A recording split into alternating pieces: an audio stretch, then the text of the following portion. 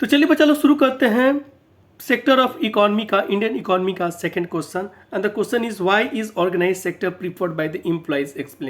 Explain करने के लिए कहा जा रहा है क्या कि ऑर्गेनाइज जो सेक्टर होते हैं ना उसको जो है ना कर्मचारी के द्वारा यानी कि एम्प्लॉइज के द्वारा ना क्यों प्रेफर किया जाता है, क्यों उसको जो है ना प्राथमिकता दी जाती है। तो बच्चा लोग इसका जहाँ तक आंसर का बात है ना, तो इसके आंसर के लिए सबसे पहले ना ऑर्गेनाइज सेक्टर को हम लोग यहाँ पे डिफाइन कर सकते हैं, उसके मीनिंग को समझा सकते हैं कि व्हाट इज ऑर्गेनाइज सेक्टर। ठीक है, अब इसको लिए एक लाइन लिख सकते हैं। फिर क्या है ना, organise sector is preferred by the employees because of following reason. मतलब ऑर्गेनाइज सेक्टर को ना निम्नलिखित कारणों के द्वारा जो है ना क्या होता है, एम्प्लॉइज जो है यानी कि कर्मचारी जो है ना उसको जो है ना प्रेफर करते हैं। तो देखिए पहला कारण क्या है ना, organise sector cover those places of work where the terms of employment are regular and people have assured work.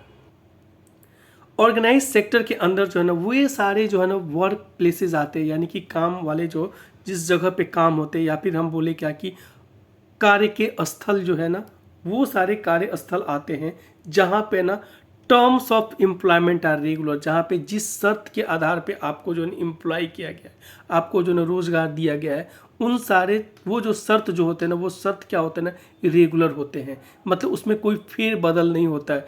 किसी भी शर्त पे, जिस शर्त पे आपको जो है ना एम्प्लॉय किया गया ना उसी टर्म्स एंड कंडीशंस पे ना आपको जो है वो कहाँ मतलब जॉब लिया जाता है आपसे। ठीक है, पहला तो ये। Second, people have assured work. People को जो है ना वहाँ पे जो है ना वर्क जो है ना वो एश्योर्ड होता है। ये एक फ़ायदा होता है जिसकी वजह से क्या होता है ना एम्प्लॉइज़ जो हैं वो इसको प्रेफर करते हैं ऑर्गेनाइज सेक्टर को। सेकेंड रीज़न क्या है, employees in the organise sector enjoy security, job security, security of employment, यानी कि उनको जो है ना जॉब सिक्योरिटी होती है यहाँ पे। इसके वजह से क्या होता है ना वो लोग एम्प्लॉय करते हैं, एम्प्लॉय जो है ना इस ऑर्गेनाइज सेक्टर को ना प्रेफर करते हैं। ठीक है, they are expected to work only for a fix number of our.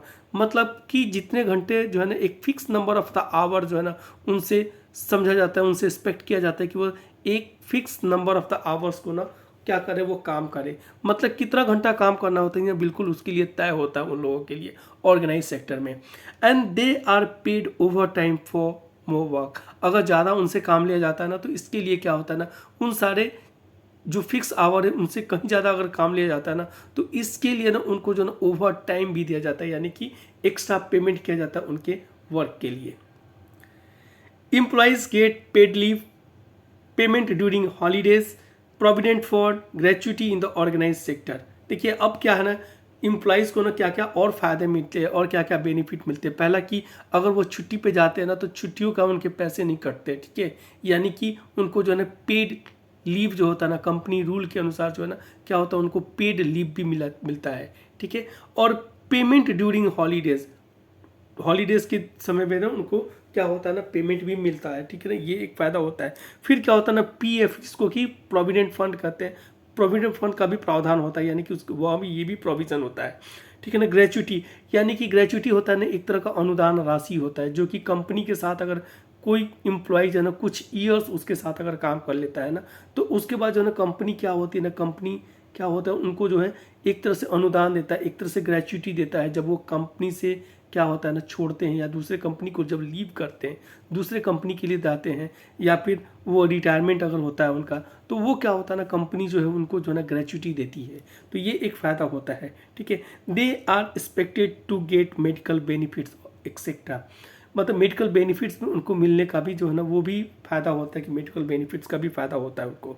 अब देखिए these sectors are registered with the government and have to follow the rules and regulation such as factory act and minimum wage act.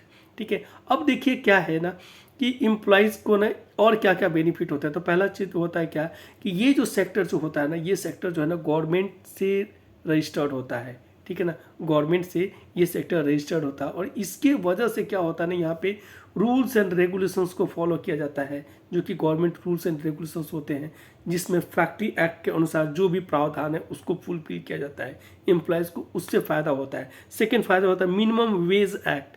Minimum मतलब कि न्यूनतम, यानी कि कम से कम जो है ना सैलरी, वेज मतलब उनका मेहनताना है, उनका जो मजदूरी जो है ना वो तय होता है कि इस पे किसी भी औने पौने दाम पे उनको जो ना हायर नहीं किया जा सकता।